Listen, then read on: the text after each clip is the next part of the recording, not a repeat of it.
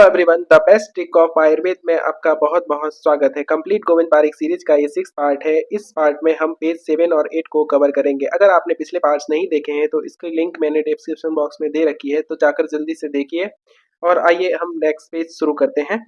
तो अग्निकर्म विधि। अग्निकर्म विधि जो होता है, सुश्रुत के अकॉर्डिंग 4 प्रकार का अग्निकर्म होता है: वलय, बिंदु, विलेखा और प्रतिसारण। जबकि वाग्भट के अकॉर्डिंग 7 प्रकार का होता है। सुश्रुत के 4 तो वाग्भट ने माने ही हैं, उसके साथ ही अर्धचंद्र, स्वस्तिक और अष्टापद जो होता है एक्स्ट्रा अग्निकर्म माने हैं। शल्य की गतियां। शल्य की गतियां सुश्रुत के अकॉर्डिंग 5 टाइप की शल्य की गतियां होती हैं। अष्टांग संग्रह के अकॉर्डिंग 3 टाइप की गतियां होती हैं और अष्टांग हृदय के अकॉर्डिंग 5 टाइप की शल्य की गतियां होती हैं। ऋतुकाल। चरक व सुश्रुत के अकॉर्डिंग 12 दिन का ऋतुकाल माना है। इन्होंने जो ऋतुकाल की गणना की है वो मासिक स्त्राव के अंतिम दिन से की है। तो मासिक स्त्राव के अंतिम दिन से चरक व सुश्रुत दोनों ने ऋतुकाल की गणना की है, तो 12 दिन होते हैं। जबकि वाग्भट व भाव प्रकाश दोनों के अकॉर्डिंग 16 दिन का ऋतुकाल होता है। इन्होंने ऋतुकाल की गणना मासिक स्त्राव के प्रथम दिन से ही की है। फर्स्ट डे से ही इन्होंने मासिक स्त्राव को माना है, ऋतुकाल को माना है। ठीक है। मनुस्मृति के अकॉर्डिंग व विदेही के अकॉर्डिंग भी 16 दिन का ही ऋतुकाल होता है। रजोदर्शन की आयु। रजोदर्शन की आयु सुश्रुत के अकॉर्डिंग 12 वर्ष से लेकर 50 वर्ष तक होता है। रजोदर्शन 12 वर्ष में स्टार्ट हो जाता है और 12 से 50 वर्ष तक चलता है। जबकि काश्यप के अकॉर्डिंग 16 वर्ष का होता है। यहाँ पर काश्यप ने एक कथन और कहा है कि यदि खान पान और आहार विहार अच्छा है तो इससे पहले भी रजोदर्शन हो सकता है। भाव प्रकाश के अकॉर्डिंग भी 16 वर्ष का ही रजोदर्शन आयु होती है। नेक्स्ट यहाँ पर पॉइंट दिया हुआ है मैथुन निषिद्ध दिन। तो आचार्य सुश्रुत ने प्रथम 3 दिन मैथुन निषिद्ध बताया है एवं 13वीं रात्रि को भी मैथुन निषिद्ध ही बताया है। वाग्भट ने भी प्रथम 3 दिन के लिए मैथुन निषिद्ध बताया है। इसके साथ ही इन्होंने एक और रात्रि एक्स्ट्रा ऐड की है। 11वीं रात्रि को भी मैथुन निषिद्ध है और 13वीं रात्रि को भी मैथुन निषिद्ध होता है आचार्य वाग्भट के अकॉर्डिंग। नेक्स्ट पेज पर हम बात करते हैं अस्थि की संख्या। आचार्य चरक और काश्यप ने 360 अस्थियां मानी है। तो चरक और काश्यप की 360 अस्थियां होती हैं। सुश्रुत व भेल की 300 अस्थियां होती हैं। सुश्रुत और भेल ने 300 अस्थियां मानी है। जबकि आयुर्वेद विज्ञान के अकॉर्डिंग 264 अस्थियां मानी गई हैं। शाखाओं में 120 अस्थियां होती हैं। मध्य शरीर में 117 अस्थियां होती हैं। ग्रीवा से ऊपर 63 अस्थियां मानी है। मॉडर्न साइंस के अकॉर्डिंग अस्थियों की संख्या 206 होती है।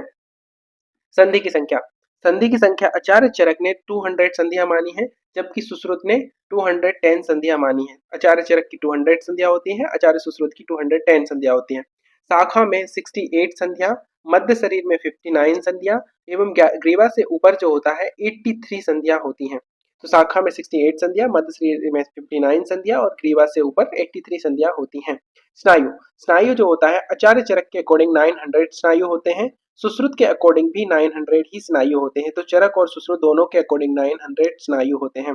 शाखाओं में 150 स्नायु होते, वन शाखा में 150 स्नायु, तो 4 शाखाओं के मिलाकर 600 स्नायु और मध्य शरीर में 230 स्नायु होता है और ग्रीवा से ऊपर 70 स्नायु होते हैं। तो ये टोटल मिलाकर 900 स्नायु हो जाते हैं। चरक और सुश्रुत दोनों के अकॉर्डिंग 900 स्नायु होते हैं। नेक्स्ट हम आते हैं पेशी की संख्या। तो चरक ने 400 पेशियां बताई हैं, जबकि सुश्रुत ने 500 पेशियां बताई हैं। इन्होंने 100 पेशियां एक्स्ट्रा मानी है। तो अकॉर्डिंग टू सुश्रुत पेशियां कहाँ कहाँ पर होती हैं? तो शाखाओं में 400 पेशियां होती हैं। अकॉर्डिंग टू सुश्रुत शाखा में 400 पेशियां और मध्य शरीर में 67 से पेशियां, ग्रीवा से ऊपर जो होता है 33 पेशियों की संख्या होती है। तो इस तरह से कुल मिलाकर 500 पेशियां अकॉर्डिंग टू सुश्रुत होती हैं। नेक्स्ट हम बात करते हैं स्त्रियों में पेशियों की संख्या। तो स्त्रियों में 20 पेशियां एक्स्ट्रा मानी गई हैं। जो जो कहाँ कहाँ पर होती हैं? 5-5 पेशियां स्तनों में होती हैं, 3 शुक्र व आर्तव प्रवेशनी में होती हैं, 3 गर्भ छिद्र पर होती हैं और 4 अपत्य पथ में पेशियां होती हैं। तो टोटल हो जाती है 20 पेशियां एक्स्ट्रा जो होती हैं स्त्रियों में मानी गई हैं। मॉडर्न के अकॉर्डिंग 639 पेशियां होती हैं। गर्भ स्त्राव संज्ञा। सुश्रुत ने 4 मास तक अगर गर्भ का स्त्राव होता है तो उसको गर्भ स्त्राव कहा है। वाग्भट व भोज ने 3 मास तक ही गर्भ स्त्राव संज्ञा दी है। अजात सार। अगर 2 से 3 माह के बीच में गर्भ का स्त्राव हो जाता है तो उसको अजात सार कहा जाता है चरक के अकॉर्डिंग। भेल के अकॉर्डिंग 2 मंथ का अजात सार होता है। गर्भपात की संज्ञा कब दी गई है? तो आचार्य सुश्रुत के अकॉर्डिंग 5वें और 6वें मास तक अगर गर्भ स्त्राव होता है तो उसको गर्भपात संज्ञा दी जाती है। गर्भपात हम कब कहते हैं? जब 5वें 6वें माह तक अगर गर्भ का पात होता है या गर्भ स्त्राव होता है तो उसको हम गर्भपात संज्ञा देते हैं। नाड़ी रोग। नाड़ी रोग जो होता है सुश्रुत के अकॉर्डिंग 8 नाड़ी रोग होते हैं, माधव व भावप्रकाश के अकॉर्डिंग 5 नाड़ी रोग होते हैं। सुश्रुत के अकॉर्डिंग 8 और माधव व भावप्रकाश के अनुसार 5 प्रकार के नाड़ी रोग होते हैं। नाड़ी रोग सुश्रुत के अकॉर्डिंग 8 प्रकार के नाड़ी रोग होते हैं, माधव व भावप्रकाश के अकॉर्डिंग 5 प्रकार के नाड़ी रोग होते हैं। सूख दोष सु या सा सुश्रुत योग रत्नाकर और सारंगधर के अकॉर्डिंग 18 18 24 होते हैं। मतलब सुश्रुत के अकॉर्डिंग 18, जिनमें से 14 साध्य होते हैं, 4 असाध्य होते हैं। असाध्य कौन कौन से होते हैं? मासर्बुद, मासपाक, तिलकालक व विद्रति। ये जो होते हैं वो असाध्य सूख दोष होते हैं।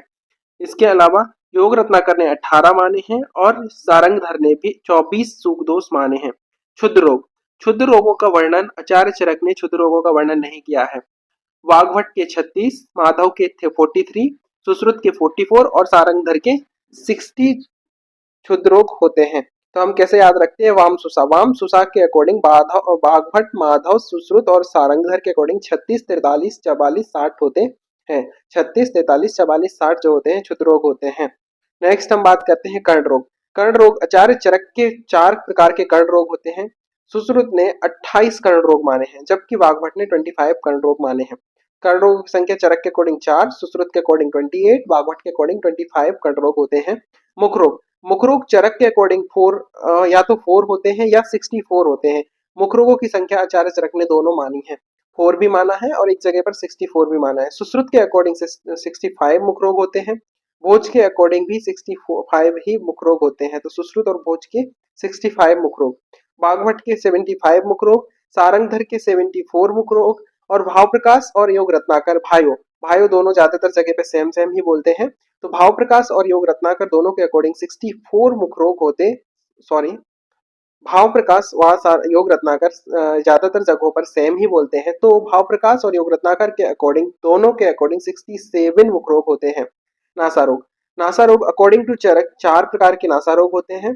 सुश्रुत के अकॉर्डिंग 31 नासा रोग हैं, बागभट के अकॉर्डिंग 18, योग रत्नाकर और भाव प्रकाश दोनों के अकॉर्डिंग 34 नासा रोग होते हैं। तो भाइयों के अकॉर्डिंग 34, बागभट के अकॉर्डिंग 18, सुश्रुत के अकॉर्डिंग 31 और चरक के अकॉर्डिंग 4 प्रकार के नासा रोग होते हैं।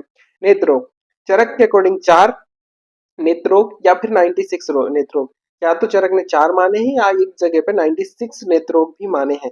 सुश्रुत के अकॉर्डिंग 76 नेत्र रोग होते हैं, जिनमें से 52 साध्य नेत्र रोग होते हैं, 7 याप्त नेत्र रोग होते हैं और असाध्य 17 नेत्र रोग होते हैं। बागभट ने 94 नेत्र रोग माना है, जबकि माधव ने 78 नेत्र रोग माना है। नेत्र मंडल सुश्रुत के अकॉर्डिंग 5 नेत्र मंडल होते हैं, बागभट के अकॉर्डिंग 4 नेत्र मंडल होते हैं। तो सुश्रुत ने कितने? 5 नेत्र मंडल माने हैं, बागभट ने 4 नेत्र मंडल माने हैं। हृदय रोग चरक के अकॉर्डिंग 5 प्रकार के हृदय रोग होते हैं और सुश्रुत के अकॉर्डिंग 4 प्रकार के हृदय रोग होते हैं। तो आचार्य सुश्रुत ने कौन सा हृदय रोग नहीं माना है? तो सन्निपातिक हृदय रोग आचार्य सुश्रुत ने नहीं माना है। तो यहाँ पर ये वीडियो समाप्त होती है। आपको वीडियो कैसी लगी हमें कमेंट बॉक्स में जरूर बताएं, या फिर ज़्यादा से ज़्यादा अपने फ्रेंड्स को शेयर करें और बेल आइकन को जरूर दबाएं। इसके अलावा चैनल को सब्सक्राइब करें, मैं ऐसे ही आप लोगों के लिए वीडियो लेकर आता रहूँगा। Thank you so much.